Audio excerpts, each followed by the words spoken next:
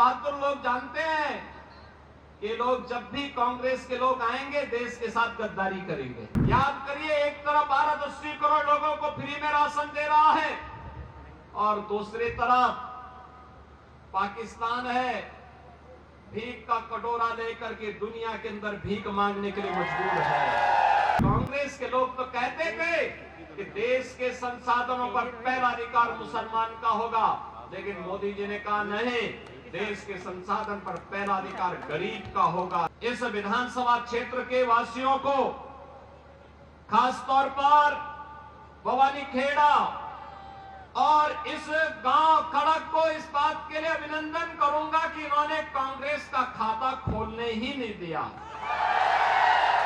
कभी नहीं खोलने दिया, क्योंकि यहां के बहादुर लोग जानते हैं कि लोग जब भी कांग्रेस के लोग आएंगे देश के साथ गद्दारी करेंगे।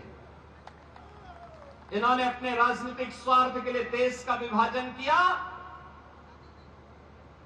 देश के अंदर हिंदू मानबिंदुओं के साथ खिलवाड़ किया, तुष्टीकरण की हदों को पार किया, विकास के नाम पर केवल अपने घर को भरते रहे और भारत की संस्कृति को, भारत की परंपरा को पोषने के सिवाय भारतवासियों को इन्होंने कोई भी ऐसा क्षण उपलब्ध कराने के लिए कभी प्रयास नहीं किया जिस पर हर भारतवासी गौरव के साथ आगे बढ़ सके।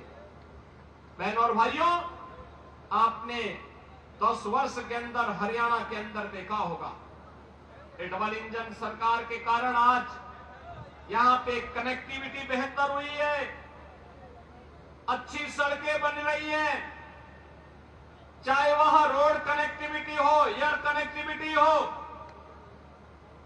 IIT, IIM, AIIMS, one district one medical college के निर्माण का कार्य हो, या फिर विकास के साथ साथ हर घर नल की योजना हो, या फिर गरीब कल्याणकारी योजनाओं का कार्य। अगर इन कांग्रेसियों ने ही विकास का कार्य किया होता, गरीबों का कल्याण किया होता, उनके उत्थान के लिए कोई कार्य किया होता, तो मोदी जी को कोरोना कालखंड से अब तक 80 करोड़ लोगों को फ्री में राशन की सुविधा नहीं देनी होती। 80 करोड़ लोग फ्री में राशन की सुविधा प्राप्त कर रहे हैं। याद करिए, एक तरफ भारत 80 करोड़ लोगों को फ्री में राशन दे रहा है और दूसरी तरफ पाकिस्तान है भीख का कटोरा लेकर के दुनिया के अंदर भीख मांगने के लिए मजबूर है। अरे तो देश का सौभाग्य है, मोदी जी जैसा प्रधानमंत्री मिल गया।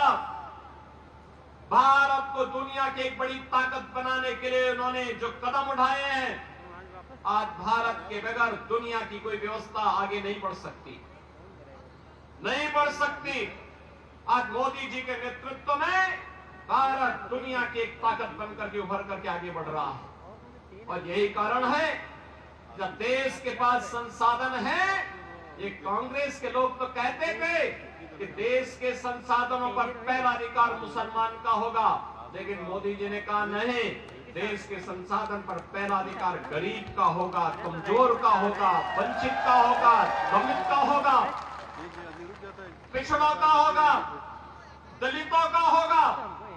समाज के प्रत्येक तबके को विकास की योजना का लाभ दिया जाएगा और 80 करोड़ लोगों को फ्री में राशन, 60 करोड़ लोगों को 5 लाख रुपए की आयुष्मान भारत की सुविधा, 12 करोड़ किसानों को किसान सम्मान निधि, 12 करोड़ गरीबों के घर में शौचालय, 10 करोड़ गरीबों के घर में उज्ज्वला योजना के कनेक्शन और 4 करोड़ गरीबों के घर बनकर के तैयार हो गए हैं। उन गरीबों को उपलब्ध करवाया है और कहीं भी मोदी जी ने ये नहीं कहा कि ये मैंने किया।